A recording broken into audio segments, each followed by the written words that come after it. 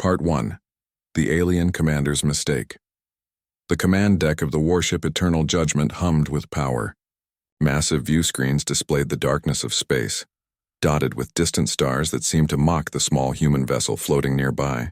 Commander Vrilthax stood at the center of the bridge, his forearms crossed over his chest plate. His species, the Kuvari, had ruled this sector for 3,000 years. They were warriors, hunters, apex predators who had never met an enemy they could not crush. Today they had captured something new, something weak.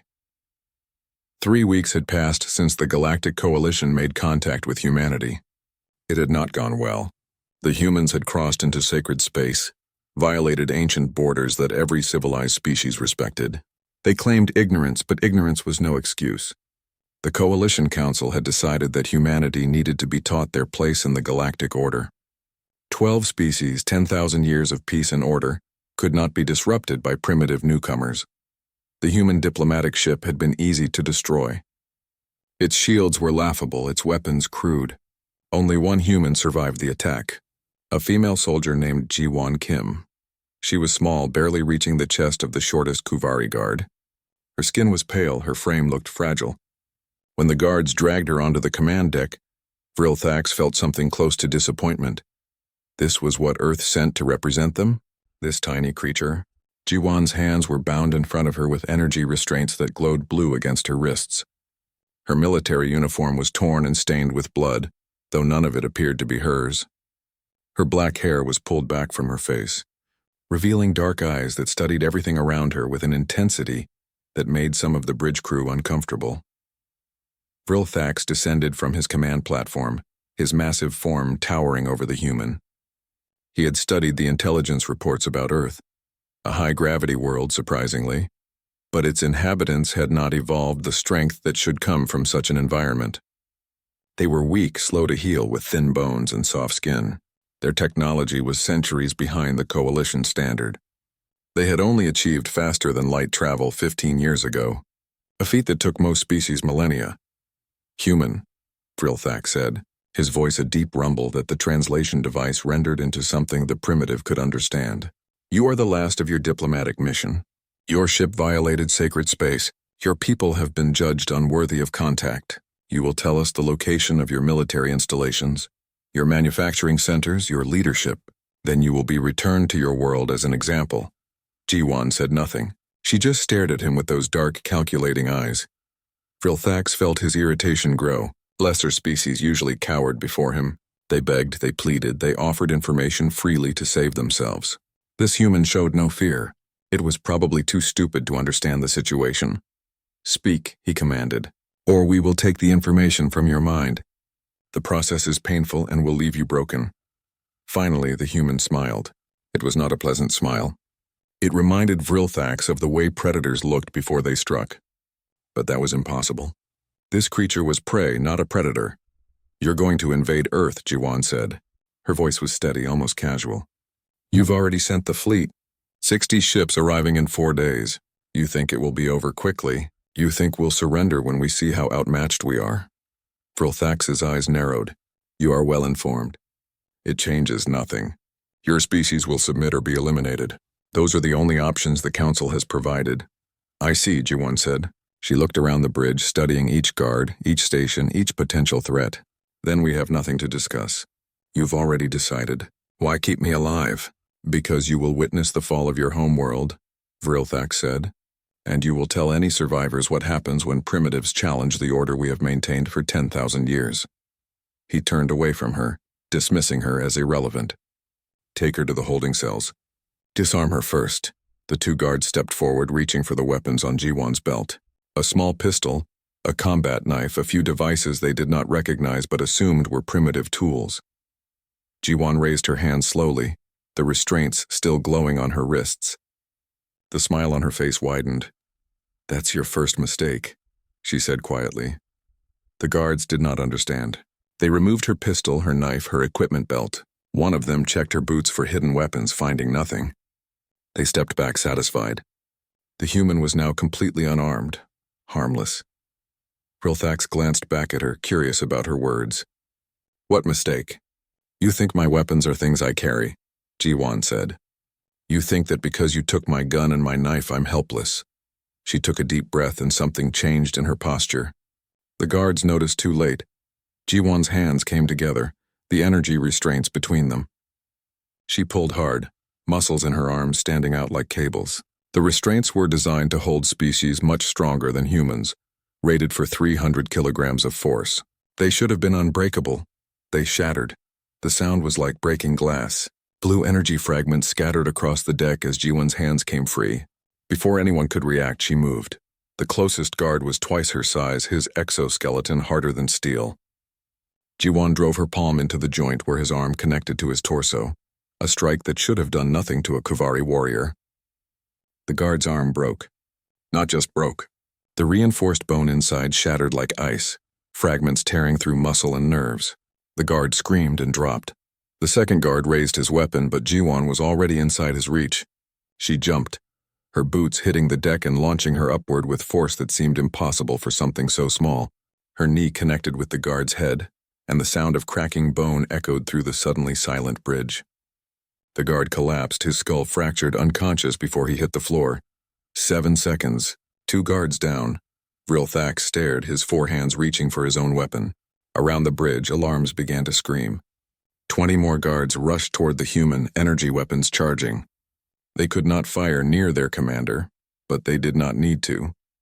They just needed to overwhelm her with numbers. Ji-won moved through them like smoke. The ship's gravity was 0.7 standard. Comfortable for the Kavari, but far less than Earth's crushing pull. To Ji-won, trained under one full gravity her entire life, it was like moving through water. Everything was slower, easier. Her strikes landed with force that shattered armor. Her movements were too fast for the guards to track properly. She used their size against them, staying low, striking joints and weak points that most species had long since armored away, but the Kavari had kept. She grabbed weapons from falling guards and used them, not with expert skill but with brutal efficiency. Point and shoot. Aim for the eyes when the armor is too strong. Vrilthax watched his elite warriors fall. 5 down. 8. 12. The human was bleeding now, cuts across her face and arms where she had not moved quite fast enough. But she did not slow down. She did not stop. She fought like something dying, like an animal with nothing to lose. Finally, Ji-won stood in the center of a circle of groaning guards, breathing hard, covered in blood both blue and red. She grabbed Vrilthax by his throat with one hand, the barrel of a stolen weapon pressed against his temple with the other. New plan, she said, her voice steady despite her heaving chest. You're going to give me access to a communication terminal. You're going to tell your people that if they try to storm this bridge, I kill you first, and then we're going to talk about what happens next. Vrilthax could feel the pressure of her grip on his throat, not enough to damage him, but enough to show she knew exactly where to press to cause pain. His honor guard stood frozen, weapons aimed but unable to fire without killing their commander. You cannot escape this ship, he said. I don't need to escape, Ji-won replied. I just need you alive long enough to make a call home. She smiled that predator smile again, and Vrilthax finally understood what he was looking at. Not prey. Never prey. Humans were something else entirely. Something the galaxy had forgotten could exist. Part 2, the call home. The private chamber was meant for interrogations. Cold metal walls, a single table, chairs designed for Kavari bodies. Ji-won had forced them to bring a human-sized chair, refusing to sit on furniture that would leave her feet dangling like a child. Small victories mattered when you were holding the most powerful military commander in 3 sectors, hostage with nothing but stolen weapons and determination. Commander Vrilthax sat across from her, his 4 arms resting on the table. Outside the sealed door, she could hear the movement of guards. 50, maybe more, waiting for the order to breach. They would not get that order. Not while their commander lived. The communication terminal sat between them, its screen dark. Ji-won kept her stolen pistol aimed at Vrilthax's center mass. She had checked the weapon carefully, learning its mechanisms. Point and shoot. Just like human weapons, but with a battery instead of bullets. It still had 70% charge. More than enough. Your people will execute you for this, Vrilthax said. His voice was calm, almost conversational. Threatening a coalition commander is a death sentence. My people will give me a medal, Ji-won replied. Assuming any of us survive the next week. She gestured to the terminal with her free hand. I need to contact Earth military command frequency. I assume your intelligence division already cracked our encryption. Vrilthax studied her with those alien eyes, unreadable and cold. Why to beg for rescue that will never come? Your fleet cannot reach this sector. You are alone. Just make the connection. Something in her voice made him comply. Perhaps curiosity. Perhaps the knowledge that a desperate human with a weapon was more dangerous than a calm one. His fingers moved across the terminal's controls, navigating menus that Ji-won could not read. The script was alien, flowing and complex. The screen flickered to life, static than a face. Captain Minho Park appeared on the screen, his expression shifting from confusion to shock as he recognized Ji-won. He was older than her by 10 years, with gray starting to show in his hair. They had served together before the war, before first contact when humanity's biggest concern was mining operations in the outer colonies. Ji-won? His voice cracked slightly. We thought you were dead. The entire diplomatic mission was destroyed. We detected no survivors. I survived, Ji-won said. I'm currently aboard the Coalition flagship holding Commander Vrilthax hostage. What's the situation at home? Minho blinked, processing her words. Behind him, she could see the chaos of Earth's Defense Command Center. People rushing between stations, screens showing tactical displays, the organized panic of a species preparing for invasion. The situation is bad, Minho said finally. The Coalition delivered an ultimatum 8 hours ago. Submit to annexation and accept limited sovereignty under their government, or be classified as a hostile species and face extermination. Their fleet arrives in 4 days. 60 capital ships, maybe 300 smaller vessels. We have 12 ships capable of combat, and our technology is not even close to theirs. Ji-won felt cold. 12 ships against 60. It was not a battle. It was an execution. What's the plan? She asked. Minho hesitated, glancing at something off-screen. The plan is to evacuate as many people as we can to the outer colonies, and hope the Coalition only targets Earth itself. We're not going to win this fight, Ji-won. We don't have the weapons or the ships. So we surrender? We survive, Minho corrected. We preserve the species and hope that in a few generations we can negotiate better terms. Vrilthax made a sound that might have been approval. Your commander is wise. Survival is preferable to honorable extinction. Ji-won ignored him. That's not good enough, Minho. If we show weakness now, they'll never respect us. Every species in the galaxy will see humans as something to be conquered and controlled. What choice do we have? Minho's voice was bitter. We're 100 years behind them in technology. 200 in some areas. They have weapons we can't defend against. Shields we can't penetrate. This isn't a war we can win through bravery or determination. The math doesn't work. Then we change the math, Ji-won said. Listen to me. I've spent 3 weeks on this ship. I've observed their command structure, their military doctrine, their psychology. These aliens have been at peace for 10,000 years. They don't fight wars. They fight exhibitions. Controlled conflicts with predetermined outcomes. That doesn't help us. It does if we show them something they've never seen before. They think of war as a chess game with rules and honor. We need to show them that humans don't play chess. We flipped the table and set it on fire. Minho stared at her. Explain. Ji-won leaned forward, choosing her words carefully. Vrilthax was listening to every word, but that was fine. Let him listen. Let him understand what was coming. These aliens fight with superior technology and overwhelming force. They maneuver for position. They establish dominance. They force surrender through demonstration of power. They've never fought an enemy willing to accept total destruction rather than submit. They've never faced suicide attacks, scorched earth tactics, or mutually assured destruction. You want us to threaten to destroy ourselves? I want us to threaten to destroy everything, Ji-won said. We tell them that if Earth falls, we'll use every weapon we have to make this entire sector uninhabitable. We'll detonate our nuclear arsenal in ways that poison solar systems. We'll engineer viruses that target their biology. We'll turn ourselves into a problem so expensive to solve that leaving us alone becomes the cheaper option. The silence that followed was heavy. Minho looked sick. Behind Ji-won, Vrilthax made a sound like grinding stone. That would be genocide, the Kuvari commander said.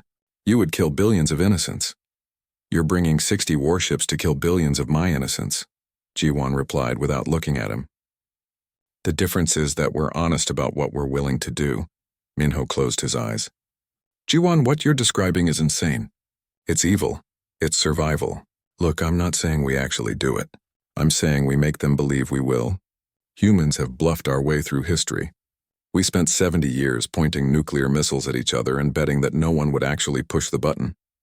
We're good at this game, and if they call the bluff, then we weren't going to survive anyway, Jiwon said. At least this way we go down on our terms and we make them remember us. Every species in the galaxy will know that humans would rather destroy everything than kneel. That reputation alone might keep us safe in the future. Minho was quiet for a long moment. She could see him weighing options, calculating odds. Finally, he nodded slowly. I'll take it to the council. But Jiwon, even if they agree, this doesn't solve our immediate problem. We still can't win a straight fight. We don't need to win a straight fight. We need to survive long enough to make them reconsider whether we're worth the cost. She paused. And I have an idea about that too. These ships run on quantum cores, right? Everything is networked for efficiency? According to what we've learned, yes. Then we don't need to destroy their fleet. We just need to make them blind and deaf. I need you to get our best hackers working on a virus. Something that can spread through their quantum network and shut down weapons, shields, communications. Make them as helpless as they think we are. Vrilthak stood suddenly, all forearms tensing. You cannot possibly believe that would work. Our encryption is unbreakable. Thousands of years of development. Jiwon finally looked at him, that predator smile returning. That's what every government in human history said right before they got hacked by teenagers in their bedrooms. Your encryption is designed to stop other honorable species using predictable methods. We're not honorable, and we sure as hell aren't predictable. She turned back to the screen. Minho, how long until the fleet arrives? 4 days. Maybe 3.5. That's how long we have to crack their systems and prepare the doomsday protocols. Can we do it? Minho looked at her for a long moment, and something shifted in his expression. Fear giving way to something harder. Determination maybe, or just acceptance of what needed to be done. We'll do it, he said. I'll coordinate with Intelligence Division. We'll throw everything we have at their systems. Good. I'll stay here and gather more intelligence. Vrilthax has been very helpful so far. I have told you nothing, the commander growled. You've told me plenty, Jiwon replied. The way you react to information, the things that surprise you, the things that don't. You're an open book if someone knows how to read you. The communication ended. Minho's face disappeared, replaced by static and then darkness. The chamber fell silent except for the hum of the ship's systems. Vrilthak settled back into his chair, studying Jiwon with new eyes. You are either the bravest human I have met or the most foolish. I'm the one holding the gun, Jiwon said. That's all that matters right now. For now, Vrilthax agreed. But even if your plan works, even if you somehow damage our fleet, you cannot win. The coalition spans 200 systems. Earth is one world. Eventually our numbers will overwhelm you. Maybe, Jiwon said. But by then, you'll have lost so many ships and so many people that the other species in your coalition will start asking questions. They'll wonder if humans are really worth the cost. And doubt, Commander, is a weapon just as powerful as any gun. She could see him thinking, processing. He was a warrior, but not stupid. He understood strategy. Why are you Telepart 3? The battle begins. Commander Hyojin Nam stood on the bridge of Bastion 1, Earth's primary orbital defense station, watching the tactical display with eyes that had not slept in 40 hours. Red markers appeared at the edge of the solar system. 1, then 5, then 20. Within minutes, 60 red dots hung in space like a constellation of death. The coalition fleet had arrived early. All ships report ready status, Lieutenant Doyun Choi said from the communications station. His voice was steady, but Hyojin could see his hands shaking. He was young, barely 23, fresh out of the academy when first contact happened. Now he was coordinating Earth's last defense. Send the signal, Hyojin ordered. All defense platforms activate. Fighter squadrons launch. Show them we're not rolling over. The display lit up with blue markers as Earth's defense fleet moved into position. 12 capital ships, ancient carriers hastily retrofitted with weapons reverse-engineered from alien technology. 40 smaller frigates that would not last minutes against coalition firepower. 200 fighter craft piloted by humans who knew they were flying to their deaths. Against 60 alien warships that each outgunned Earth's entire navy. The mathematics of the situation were simple and brutal. Earth would lose, but mathematics had never stopped humans before. Grand Admiral Tolran of the Sivari Collective watched the human fleet from his flagship and felt something between amusement and pity. The primitives were actually going to fight. Their ships were small, their formations crude, their weapons pathetically outdated. This would be over within hours, and then the work of civilizing this troublesome species could begin. All ships advance to engagement range, he commanded. Disable their vessels when possible. We want prisoners for the annexation process. The coalition fleet moved forward with perfect precision, formations that had been practiced for centuries, each ship knowing its place, each captain understanding the dance of battle, as it had been fought for 10,000 years. They expected the humans to retreat, to try defensive positions around their homeworld, standard doctrine when facing superior forces. The humans charged. All ships full burn. Hijin shouted into the comm. Execute Chaos Protocol 1. Earth's ships broke formation and scattered like startled birds. No pattern, no coordination, just raw acceleration toward the coalition line. The alien fleet's targeting computers, designed to track orderly movements and predict tactical maneuvers, struggled to keep up with the chaos. Fighter craft swarmed around coalition vessels, too small and fast for the big guns to track effectively. They fired missiles loaded with primitive nuclear warheads, weapons the coalition had abandoned centuries ago as inefficient. The missiles slammed into shields designed to stop directed energy weapons, not kinetic explosives. Some got through. The first coalition ship took damage, then a second, then a third. Admiral Tolran stared at his display in disbelief. How are they penetrating our shields? They are using nuclear fission weapons, Admiral, his tactical officer reported. Crude atomic explosives. Our shields are not calibrated to stop such primitive technology. Recalibrate immediately and return fire. Destroy any vessel that gets too close. But the humans would not sit still long enough to destroy. Earth's capital ships dove into the coalition formation, firing continuously, then breaking off before return fire could land. They fought like animals, all instinct and aggression, with no regard for proper tactics or formation integrity. A human frigate, shields failing and hull breaching, turned directly toward a coalition cruiser and fired its engines to maximum. The crew did not eject. They rode their dying ship straight into the alien vessel's flank, detonating their reactor on impact. Both ships exploded in a flash of light that lit up the dark. By the stars, Admiral Tolran whispered. They are using their ships as weapons. More human vessels followed the first. Damaged ships, losing battles, turned themselves into guided missiles. Their crews died, but they took coalition ships with them. On Bastion 1, Hijin watched the tactical display with grim satisfaction. They were losing ships, losing people, but they were making the coalition pay for every meter of space. The alien fleet had expected an easy victory. Instead, they were being mauled by primitives who fought like cornered wolves. Commander, we have incoming fighters, Doyen reported. Coalition strike craft, 40 strong. They are targeting the station. Launch defense drones, all of them. Activate point defense systems. Thousands of small drones poured from Bastion 1's launch bays. Not sophisticated, not elegant, just small machines loaded with explosives and crude guidance systems. The coalition had abandoned drone warfare centuries ago, as beneath the dignity of proper warriors. Humans had no such dignity. The drones swarmed the coalition fighters like angry bees. Most were destroyed before reaching their targets, but enough got through. Coalition pilots trained for honorable combat against worthy opponents found themselves being attacked by mindless machines that simply tried to ram into them and explode. 3 coalition fighters went down, then 6, then 10. This is madness, Admiral Tolran said, watching his tactical display dissolve into chaos. They fight without honor, without strategy. They fight to survive, Admiral, his second-in-command said quietly, as cornered animals do. Doyen's fingers flew across his console, coordinating defense patterns while simultaneously running the secondary program he had been working on for 3 days straight. The coalition fleet used quantum-entangled communication cores, allowing instant coordination across their entire force. It was efficient, elegant, and absolutely vital to their superior tactics. It was also a vulnerability.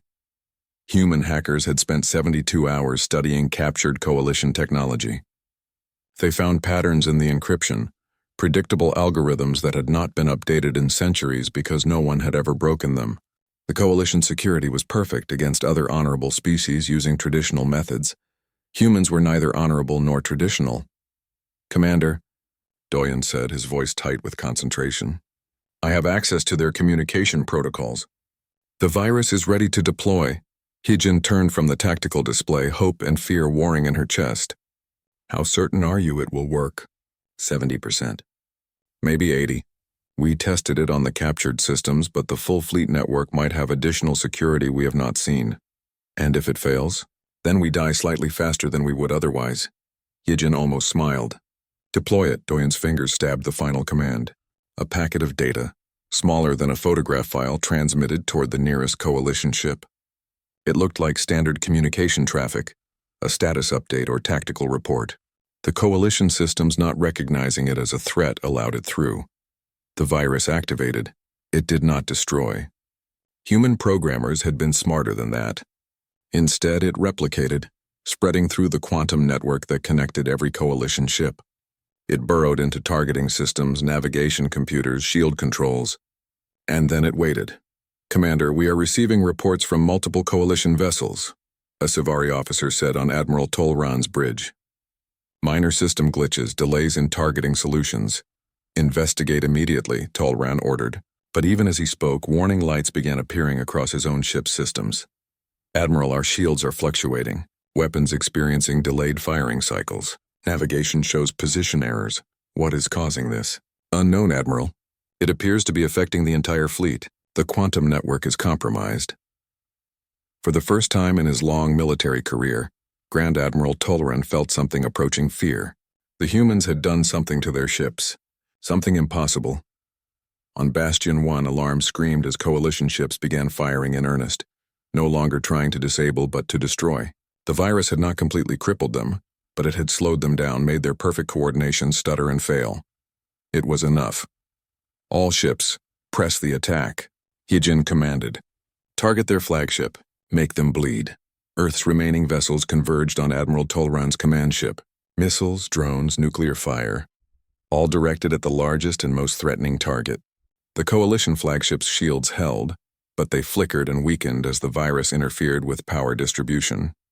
A human destroyer, engines failing and life support gone, made its final run. Captain Bowman Kang stood on the bridge of the dying ship and aimed directly at the flagship's shield generators. His crew was already dead, killed when a Coalition blast tore through their hull. He was alone, strapped into his chair, pushing the reactor past safety limits. "For Earth," he whispered, and hit the final acceleration. The destroyer struck the Coalition flagship like the fist of an angry god. The explosion tore through shields weakened by the virus and carved a massive wound in the flagship's hull. Admiral Tolran was thrown from his command chair as the ship shuddered and systems failed across 3 decks. "Damage report," he shouted over the alarms. "Port shields down, hull breach on multiple decks, casualties estimated at 300. "Admiral, we must withdraw. We outnumber them." "We are blind and wounded, Admiral. Our targeting is compromised. Our coordination is failing. If we stay, the humans will kill us all." Tolran looked at his tactical display, at the red markers showing damaged Coalition ships, at the B. "I will set the reactor to overload and crash the Eternal Judgment into the planet killer before it can charge. I will die, you will die, and your precious we part 5. The final gambit, the planet killer, was called Divine Judgment, an ancient vessel from wars so old that most species had forgotten they ever happened. It hung at the edge of Earth's solar system like a monument to death, its weapons array slowly charging with enough energy to crack a world in half. 70 hours remained. Lieutenant Taejin Han floated in his coffin. That was what the infiltration shuttle really was. A box barely large enough for one person, covered in stealth plating that made it nearly invisible to Coalition sensors. Nearly, but not completely. His mission had a 20% chance of success, according to the analysts back on Earth. He had volunteered anyway. The shuttle drifted through the debris field left by the first battle, just another piece of wreckage among thousands. Taejin controlled his breathing, conserving oxygen, watching the sensor display as the planet killer grew larger in his viewport. His target was the quantum core, the heart of the ship's communication system. If he could reach it, if he could upload the virus Doyen had designed, if everything went perfectly, The divine judgment would go dark just long enough for Earth's remaining fleet to strike. Too many ifs. But humans were good at impossible missions. The shuttle's automated systems guided him through the outer defense perimeter. The coalition was watching for large threats, for fleets and missiles. They were not watching for one human in a box, drifting like a ghost. Tajin breached the hull through a maintenance port, using cutting tools that vibrated at frequencies designed to avoid triggering hull sensors. He pulled himself through narrow passages meant for repair drones, his suit scraping against metal, his breath loud in his ears. Behind him, back on Earth, Dr. Unisong watched through the data link, seeing what Tajin's suit cameras saw. She was the one who had discovered the vulnerability in Coalition quantum cores, the tiny flaw in programming that no one had noticed in 10,000 years. "You are approaching the core chamber," she said softly through his comm. "Security will be heavy. 4 guards minimum, probably 6. "Understood," Tajin replied. His suit had no weapons. There was no room for them. He carried only the virus upload device and a small explosive charge. If he failed to upload the virus, he would at least deny the Coalition their weapon by destroying the core. Of course, the explosion would kill him too. But that was acceptable. He reached the core chamber and carefully cut through the access panel. Inside, the quantum core hung in its electromagnetic cradle, beautiful and deadly. And yes, 6 guards stood watch, their weapons ready, their alien senses alert. Tajin had one advantage. The guards were watching for external threats. They were not watching the maintenance shaft. He moved fast. Out of the shaft, device in hand, sprinting toward the core while the guards turned in surprise. One fired, the energy blast scorching past his shoulder.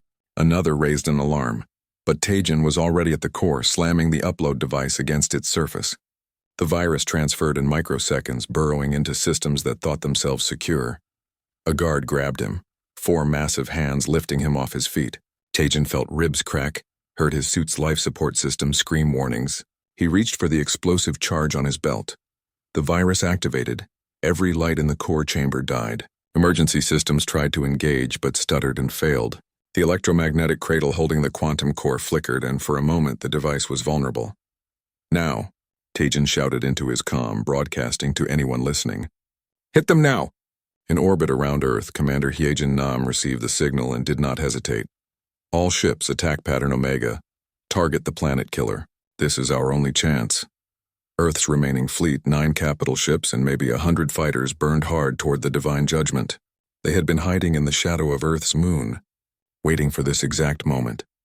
The Coalition defense fleet moved to intercept, but they were slow, their coordination broken by the same virus that had infected the planet killer. The quantum network that connected all their ships was compromised, and they fought as individuals instead of as a unified force. Human ships dove through the gaps, taking fire, losing shields, bleeding atmosphere, but they did not stop. They aimed everything they had at the planet killer's charging array, the massive structure that held enough energy to destroy a world. Aboard Bastion 1, Lieutenant Doyen watched the tactical display and prayed to gods he did not believe in. The virus was working, but it would not last forever. Coalition technicians were already isolating infected systems, cutting connections, trying to purge the code from their networks. The attack had to succeed in the next 10 minutes, or Earth would die. A human destroyer took a direct hit and exploded. 2 more followed. The fighters swarmed around Coalition vessels, buying seconds with their lives. And through the chaos, one ship made it through. The carrier Indomitable, captained by Bowman Kang's younger brother Yejun, broke through the defensive line with engines screaming. The ship was already dying, hull breaches on 3 decks, reactor pushing past safety limits. But Yejun aimed his vessel directly at the planet killer's charging array and did not slow down. "For Earth," he said, and the Indomitable struck like the hammer of an angry god. The explosion was visible from Earth itself, a flash of light in the darkness. The planet killer's charging array shattered, energy bleeding into space in cascading failures. The weapon that could have destroyed a world died, taking the Indomitable and its crew of 800 with it. Aboard the Divine Judgment, Tajin felt the shockwave through the hull. The guard holding him dropped him as alarm screamed. He hit the deck hard, his broken ribs sending waves of agony through his chest. "Mission accomplished," he whispered into his comm, tasting blood. "Tell Earth we got it.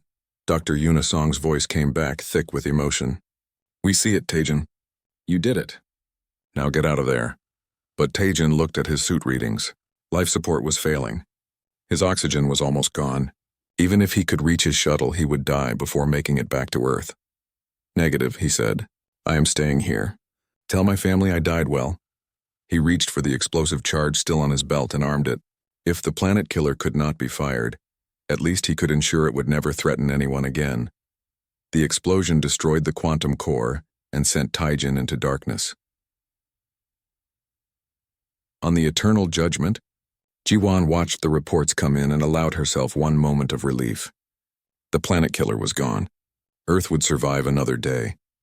Commander Vrilthak stood beside her, his expression unreadable. They had become strange allies over the weeks of her captivity. Captor and prisoner bound together by circumstance and mutual respect.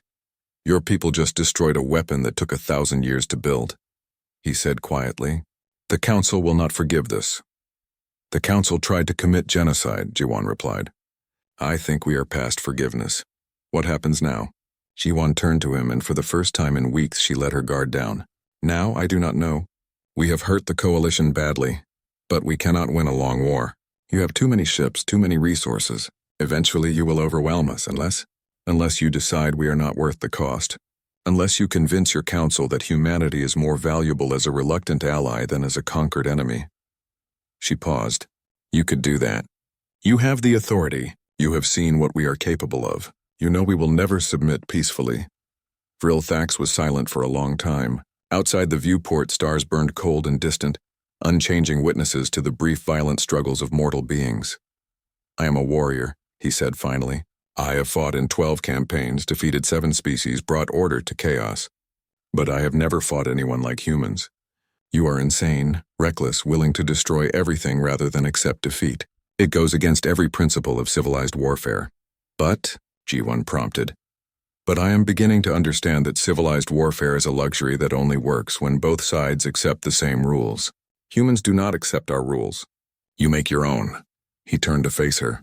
If I propose peace, if I argue for your sovereignty, the Council may see it as weakness.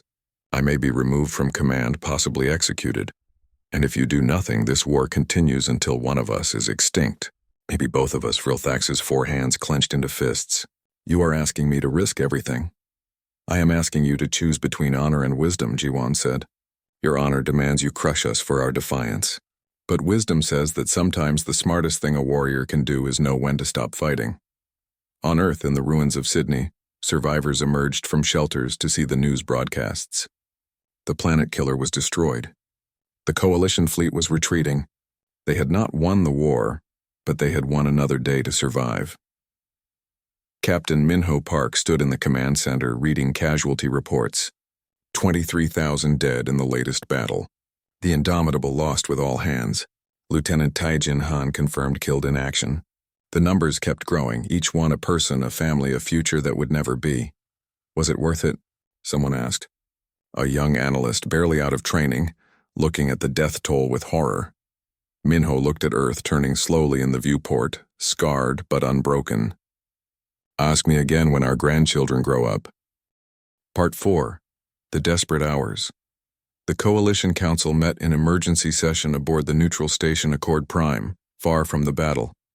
12 species, 12 representatives, 12 different reactions to the impossible news from Earth. 5 capital ships destroyed. Council Speaker Nathrim repeated, as if saying it again would make it less shocking. 12 more damaged, against primitives who achieved space travel barely a century ago. How is this possible? Grand Admiral Tolran stood before them, his pride wounded as badly as his ships. The humans fight without honor. They use their own vessels as weapons. They employ automated drones like cowards. They infected our quantum network with a virus that should not exist. Should not exist, yet does, Representative Kaltor of the Meridian Collective observed, which suggests our intelligence about human capabilities was severely flawed. They are desperate animals, Tolran argued. Wounded and dangerous, yes, but still animals. With proper reinforcements, we can crush them. At what cost? Nathrim asked. The question hung in the air like smoke. The tactical displays showed the battle analysis. For every Coalition ship destroyed, Earth had lost 3. But Coalition ships took years to build. required rare materials, trained crews that could not be easily replaced. Earth's vessels were crude, quick to manufacture, crewed by a species that seemed to have an endless supply of warriors willing to die. The mathematics of attrition were suddenly less clear. Far from the council chambers, in the cold dark between stars, Major Sunwoo Lee drifted in his combat suit toward the disabled Coalition intelligence vessel. His team of 12 moved with him, magnetic boots keeping them oriented in the zero gravity. They had launched from Earth's moon base 3 hours ago, a desperate mission with almost no chance of success. The Coalition vessel was a frigate, damaged in the first battle, and left behind when the fleet retreated. Its crew was dead or evacuated, its systems powered down, its secrets exposed.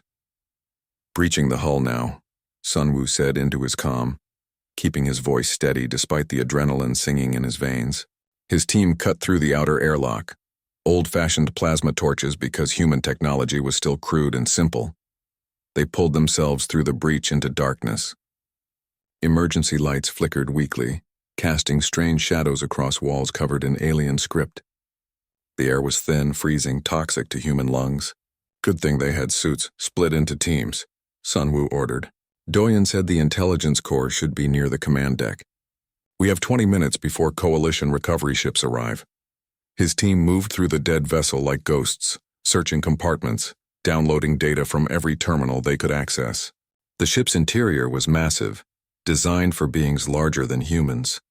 Everything was oversized, requiring the team to climb surfaces that would have been simple walkways for the crew. Private Sarah found the intelligence core first. It looked like a crystal sphere suspended in electromagnetic fields, glowing faintly with internal light. Beautiful and terrifying, containing strategic data about the entire Coalition fleet. We cannot carry it, she said, studying the massive device. It weighs at least 300 kilograms and the power requirements to keep it stable are beyond our suits. Then we download what we can and destroy the rest, Sunwoo decided. Doyen, you seeing this? Copy. The young lieutenant's voice crackled through the comm from Earth. I am accessing the core remotely now. Stars above Sunwoo, there is so much data here. Fleet positions, command codes, ship specifications, battle plans for the next 3 months. How long do you need? 10 minutes for the critical files. 30 for everything. You have 8. Download fast. While Doyen worked remotely, extracting precious intelligence across the quantum link, Sunwoo's team set charges around the ship's reactor. If they could not capture the vessel, they would at least deny it to the Coalition recovery team. 7 minutes passed. Then 8. We have incoming, Sarah reported from her position near a viewport. Coalition recovery vessel, smaller class, maybe 40 crew. They will be here in 2 minutes. Doyun, time's up. Whatever you have, it needs to be enough. Last files downloading now. 30 seconds. Sunwoo looked at his team. 12 faces behind visors. 12 humans who had volunteered for a mission they knew might be one way. Once we blow the reactor, we have maybe 60 seconds to clear the blast radius. No delays, no heroics. We get out together or not at all. The download's completed. Doyen confirmed receipt of the files and Sunwoo triggered the charges. They ran, pulling themselves through corridors in the low gravity, racing toward their breach point. Behind them, warning klaxons began to sound as the ship's failing systems detected the reactor overload. The Coalition recovery ship was closer now, its hull visible through the gaps in the damaged vessel. They would see the humans escaping. They might even fire, move, move, move. Sunwoo shouted, and his team launched themselves through the breach into space just as the reactor went critical. The explosion lit up the dark like a newborn star. The Coalition recovery ship, too close to the blast, took the full force of the detonation. Its shields failed, its hull cracked, and it tumbled away, disabled. Sunwoo's team flew through space on tiny thruster packs, racing toward the rendezvous point where their extraction shuttle waited. One of his team, Private Tajan, had been too close to the blast. His suit was damaged, life support failing. Keep moving, Tajan said through gritted teeth, his voice weak. I will catch up, but they all knew he would not. His thrusters were dead, his trajectory wrong. He would drift into the dark, oxygen running out in minutes. Negative, Sunwoo said, adjusting his course. No one gets left behind. He caught Tajan sharing oxygen through an emergency link, using his own thrusters to push them both toward safety. They made it to the shuttle with seconds to spare, cramming inside as Coalition reinforcements arrived too late. The shuttle burned hard for Earth, carrying wounded warriors and data that might save their species. Aboard the Eternal Judgment, Jiwan sat across from Commander Vrilthax, watching the news of the battle filter through Coalition channels.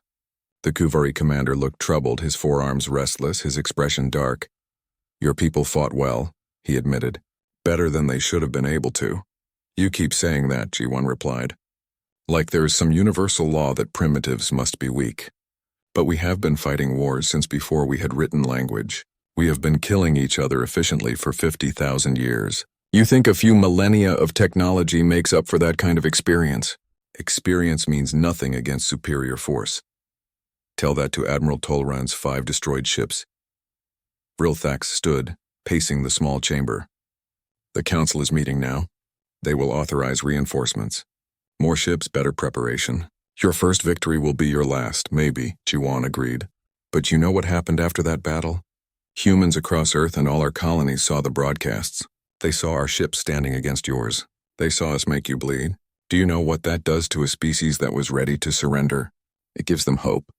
And hope is the most dangerous weapon in the universe. Hope does not destroy warships. No, but it makes people willing to die to protect what they love. And that is what you are really facing, Commander. Not our ships, not our weapons. You are facing billions of humans who would rather burn the galaxy down than let you take our freedom."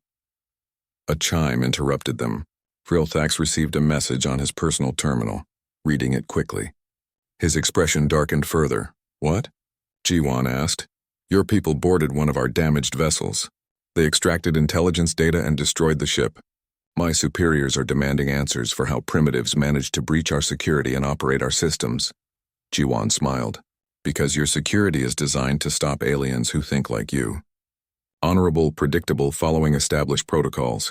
We do not follow protocols. We improvise, we adapt. We look at your perfect systems and find the flaws you never imagined existed. You sound proud of being dishonorable." "I am proud of being alive," Jiwan corrected. "Honor is a luxury for species that can afford it. We are fighting for survival." Vrilthax sat back down, studying her with those alien eyes that were starting to seem almost familiar after weeks of captivity. "The council has made a decision," he said quietly. "They are deploying the planet killer." Jiwan felt ice in her veins. "Explain." "A weapon from the old wars before the Coalition brought peace. A ship-mounted device that destabilizes a planet's core. It takes 72 hours to charge, but once activated, nothing can stop it. Your homeworld will tear itself apart from the inside. Earthquakes, volcanic eruptions, eventually total geological collapse. That is genocide." "That is the price of resistance," Vrilthax said. And for the first time, Jiwan heard something like regret in his voice. "The Council has decided that humanity is too dangerous to be allowed to survive in its current form. If you will not submit, you will be eliminated." Jiwan stood slowly, her mind racing through options, calculations, desperate plans. 72 hours. 3 days to save her species. "You will let me contact Earth again," she said. "Why would I do that?" "Because if you do not, I will kill you right now and turn this ship into another weapon."